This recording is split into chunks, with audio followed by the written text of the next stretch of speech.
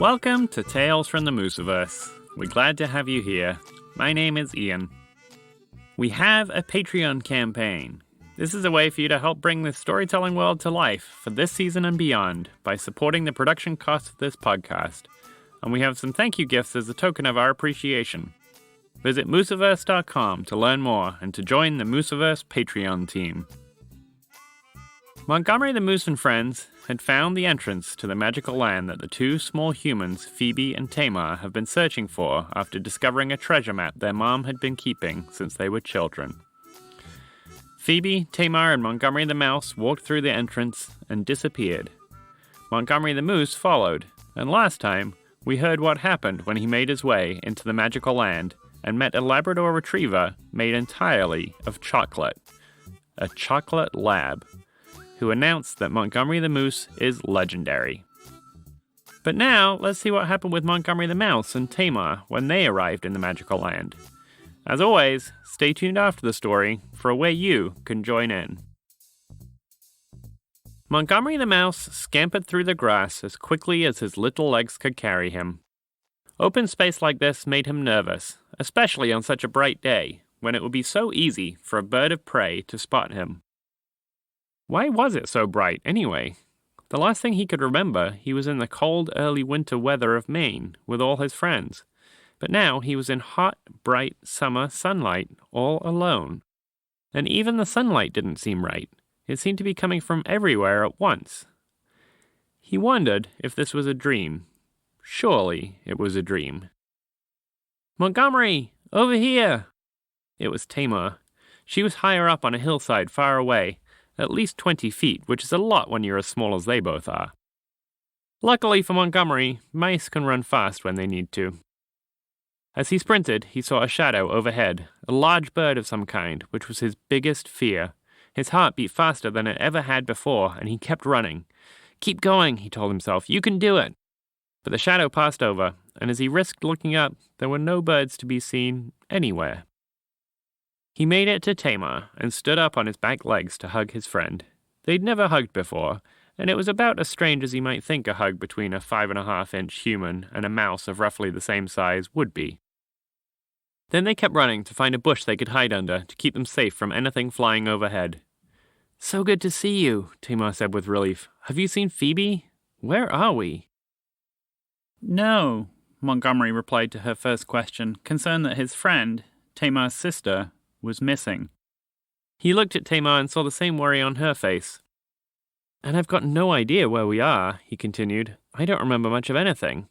I know we were in Maine, looking for the X on the map, and the next thing I knew, I was on the side of that hill." He pointed his nose to indicate. "Right where any owl or hawk might get me." "Yeah, I don't know what's going on," Tamar agreed. "But I'll tell you one thing, that bird wasn't like any bird I've ever seen. The biggest beak I've ever seen, and so many colors." "On its beak?"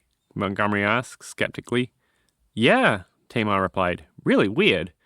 But it didn't even seem to notice you. Or it wasn't interested in you. I don't know." That made Montgomery feel a little better until he realized that it wasn't that he did anything to save himself. It was just that the bird didn't care about him. "So, now what?" Montgomery asked. "Now we find Phoebe," Tamar replied. In her mind, that's all there was. "Yeah, but how?" Tamar paused. "Yeah, that part I'm not so sure about." They both looked around and briefly shouted out Phoebe's name, with no response. "Okay, look," Tamar strategized after a pause. "We need to find the highest place we can so we get a better view. It's how I found you, after all. That tree's the tallest thing around here." She pointed to a large tree, a kind neither of them had seen before arriving here, with enormous long leaves curving out and down from the top of the bent trunk. It was growing from the ground on top of a huge rock formation, which was maybe 40 feet or more high, with an enormous cave opening. Montgomery ignored the cave opening and worried more about the idea of the tree. Trees are where birds live, he thought to himself. Big birds, with big beaks. Even if that one didn't want me, what about other ones? Tamar felt the need to reassure her friend. "Look, I know the cave is kind of a scary thing." "What? No, it's not. Why would the cave be a scary thing?" Tamar started and wondered halfway through if this was a bad idea.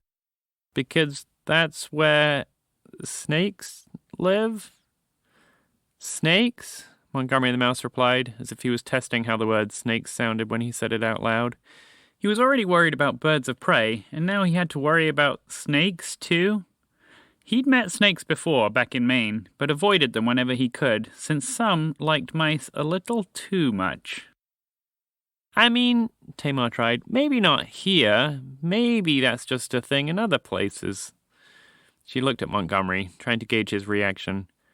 Sure, Montgomery the Mouse replied, not believing a word of it. Tamar noticed he was avoiding eye contact and looked as if he was fighting with his own brain. After a few moments, Montgomery took a deep breath. He had decided how to proceed. Okay, he responded, failing to hide his nervousness and still not looking at Tamar. Let's do it. Okay, Tamar confirmed. Montgomery the Mouse took a deep breath and started the trek. Tamar stood looking at where her friend had been a moment earlier and marveled at her friend's courage before turning to follow him. Tamar found she had to work hard to keep up, perhaps because Montgomery the Mouse had 4 legs, or perhaps Montgomery was just nervous and wanted this over as soon as possible. As they made their way up the hillside and approached the rocks, Tamar kept turning around to take in some of the amazing views. Valleys with crystal blue water running through them, luscious green grass and huge leaves on trees she had never seen the likes of before. At one point, it also looked like the landscape shifted, like a rug being rotated over a bumpy floor. She couldn't believe what she was seeing. This was all incredible, but also entirely overwhelming. She hoped that her sister was right to want to go on this adventure, but she couldn't believe that until she knew that Phoebe was safe. Montgomery the Mouse reached the bottom of the rock formation first, while his friend lagged behind. An image kept popping into his mind of a python sticking its head out from between the rocks and saying in a deep voice, "Hello, lunch." He tried to push it out of his mind as much as he could, but it just kept coming back. Different colors on the snake, or a different voice, but always a snake, and always those words. He was so focused that he didn't even realize Tamar was far behind him. He looked up and found the best path for the first part of the climb. With another deep breath, he started his ascent. Montgomery didn't even hear his friend Tamar from below, calling out, "Hey, Montgomery, I think I just saw Montgomery the Moose, way off in the distance. Sounded like he was being attacked by something, but now they're walking together. Montgomery? Montgomery, can you hear me?" But Montgomery the Mouse couldn't hear her. He was scampering as fast as his little legs could carry him, when all of a sudden he heard a sound he'd never heard before coming from inside the cave. The sound stopped him in his tracks. He stood as still as a statue, petrified that whatever made the noise would find him. Down below, the sound had the same impact on Tamar, her eyes focused on the cave. The noise was a loud exhale of air from nostrils, like you would hear from a horse, if the horse were 40 feet long, covered in scales, and with wings and a tail. "Oh, right," Tamar said to herself. "Dragon." A low growl came next, like a cat's purr, but 1,000 times louder.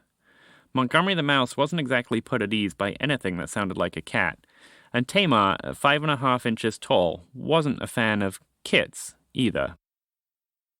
"Montgomery," Tamar whispered to herself as she saw her friend stuck in place on a rock in front of the opening. More noises came from inside, some grunting, but mostly sounds of movement. These were gentler, though, and subsided after a few moments. Both Montgomery and Tamar stayed where they were. Tamar kept looking at Montgomery and hoped he would look back to know that she was there, too. But judging by what she saw now, she wouldn't have believed that the mouse was real and alive if she hadn't seen him move just a few minutes ago. After another minute of silence, Montgomery finally turned to look at her, and Tamar decided she could risk climbing up. She moved as quietly as she could and kept an eye on the spaces between the rocks. When she reached her friend, they silently acknowledged each other, and both started to climb further. Their climb was soon interrupted by something that was sitting on the rocks. A shoe. A black leather ankle boot, to be exact. And the black leather ankle boot wasn't alone. There was another one close by. And both boots had socks inside. And feet. The owner of the feet, and the socks and the boots, as well as the other clothes the owner was wearing, an old-fashioned three-piece suit, was a human male, who sat lounging back with his elbows on the large rock. He looked at Montgomery and Tamar and spoke softly to them. You should be careful, you know. There's a dragon that lives in this cave. Tamar and Montgomery exchanged looks and then looked at the human male, saying with their eyes that he was endangering them all. The human male seemed to understand their look. Ah, it's all right. He sat up and waved his hand in the general direction of the cave to show he wasn't concerned. The dragon's not going to harm me.